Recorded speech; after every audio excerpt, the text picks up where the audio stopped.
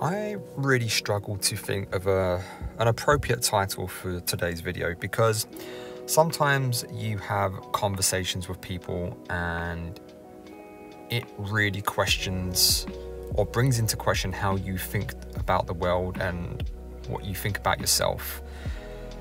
So I conducted a number of coaching calls over the last 7 days and some of them gave me pause.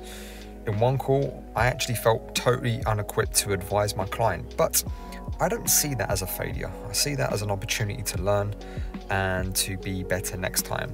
So today I'm going to talk about how being your authentic self will not only make you happier, but will lead you to better relationships. And I'm hopeful that it will also remove the mindset of, I can't live without them.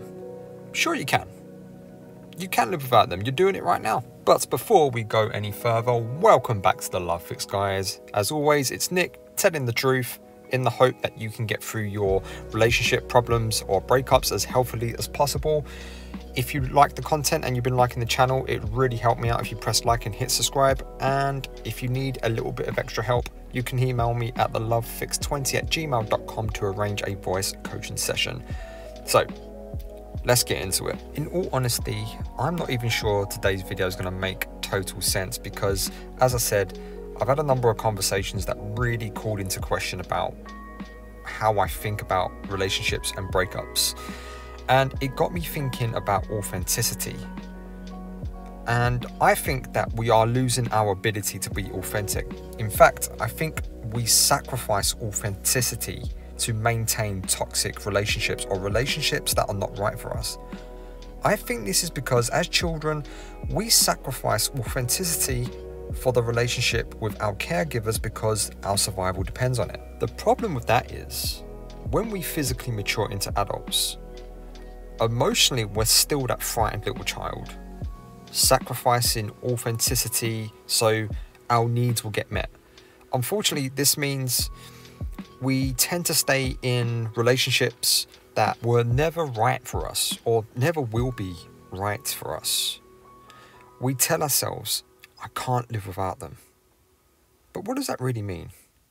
What that means is, I don't know how to meet my own needs first, so I have to outsource it to a relationship, to a partner.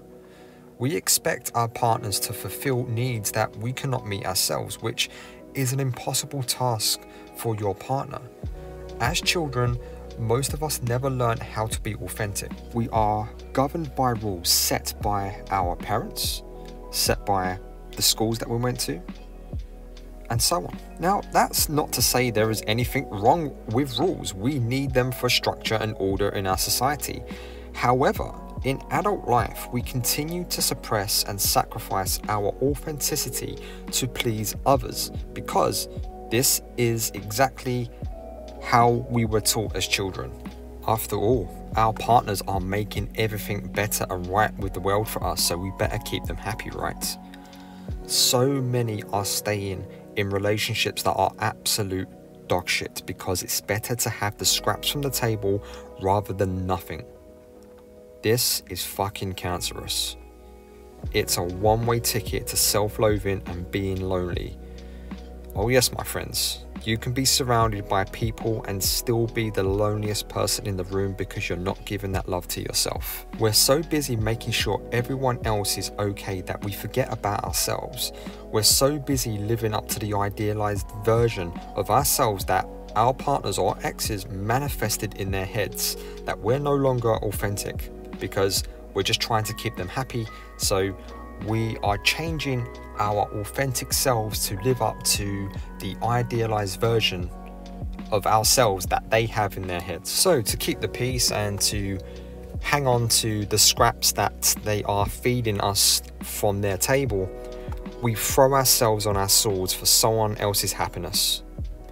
We do it in the hope that in return we will get our needs met. We learned this from childhood. If I'm a good little boy or little girl, I get my needs met.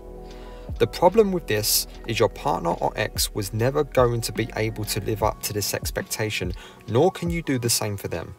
The more you sacrifice for them, the more you want in return.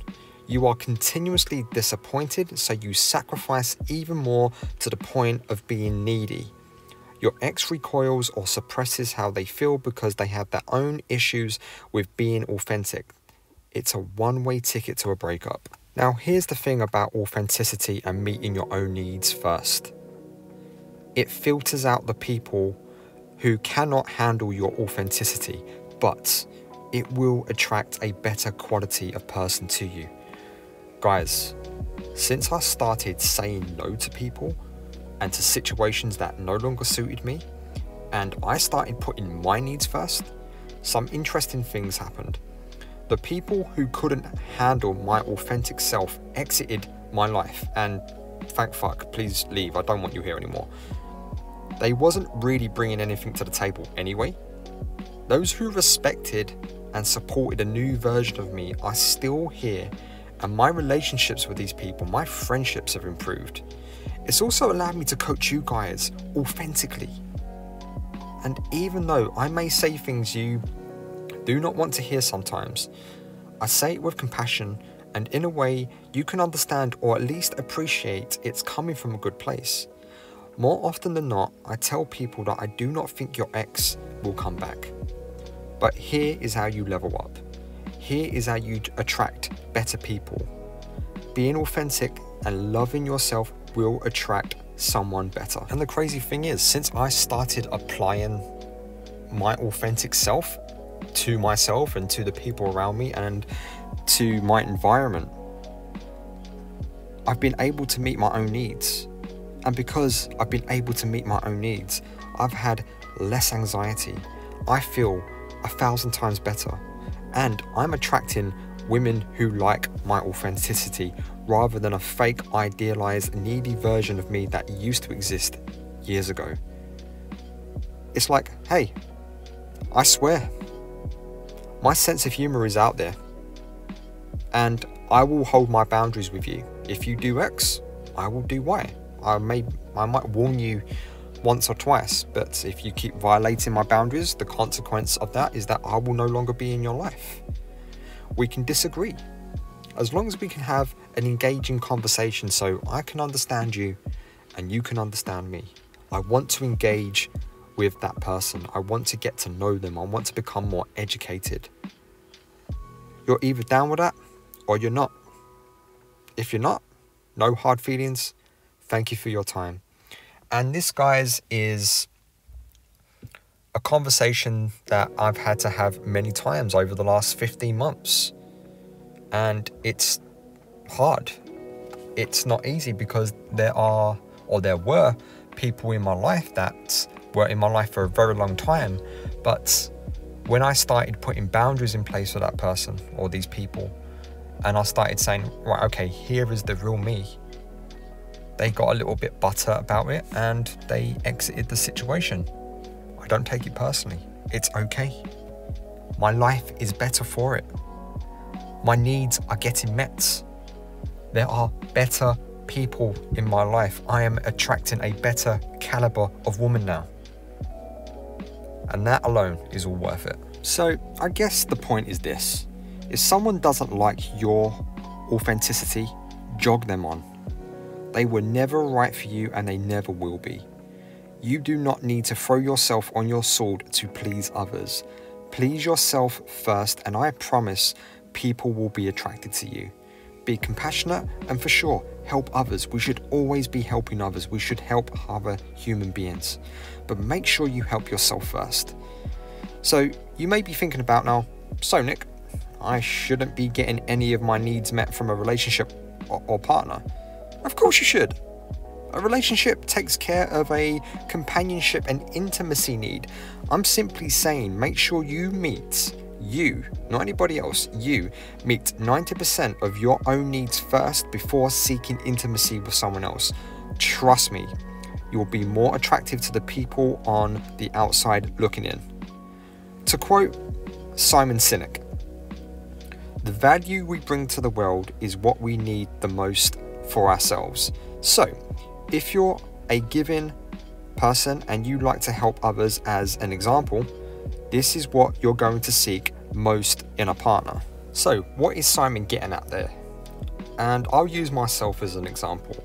My passion and my why for doing this YouTube channel and for coaching you guys is to inspire people to get through their breakups as healthily as possible.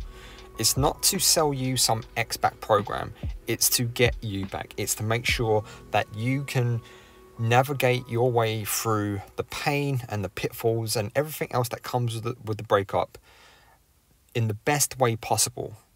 I've never once said it's easy. I've never once said it won't hurt.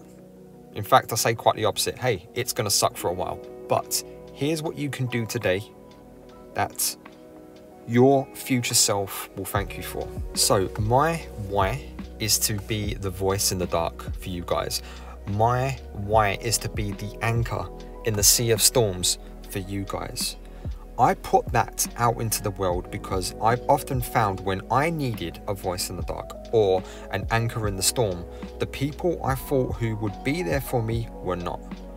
In this context, I can give a certain amount of that to myself, but I'm under no illusion that I can do everything on my own. The fact is, guys, human beings need other human beings, and that is totally fine, that's totally normal, and that is totally natural. But no one on this planet is here to meet your needs first. You're here to meet your needs, and then they make up the rest. So amongst all of the normal things we look for in a partner, values, maturity, sense of humor, interest, and so on, will they give you what you put out into the world? Will they be what you need most on your darkest day where you can't meet your needs and you just need a hug? Will that person you've chosen to be your partner be the voice in the dark? If not, then they were never the right partner for you. Guys, it's okay to put yourself first. It's okay for your partner to put themselves first as well. We are all here to meet our own needs first and foremost. But when your authentic self shouts into the great unknown, asking for help on your darkest day, will that person you've chosen answer? If yes, then these are the people you want to keep around. If they don't answer, stop asking them the damn question and move on. They're either unwilling or not able. Either way, they are not worth your time and effort. Putting yourself first is attractive and it allows you to meet most of your needs. Your partner can absolutely give you that last 10% you seek, but if they're giving you 90% of what you need and you're giving them 90% of what they need, then that's outsourcing love and validation, which is doomed to fail. Understanding what you put out into the world is exactly what you are seeking for yourself. This will allow you to filter out your detractors and attract your admirers because they will answer the call when you need that last 10%. So when you change and improve the relationship with yourself, your relationships with others will change and improve as well. Thank you for listening. I hope that made sense today. This was a patch job of thoughts and conversations that I've had over the last 7 days, and I hope it made sense. As always, I'll see you on the other side.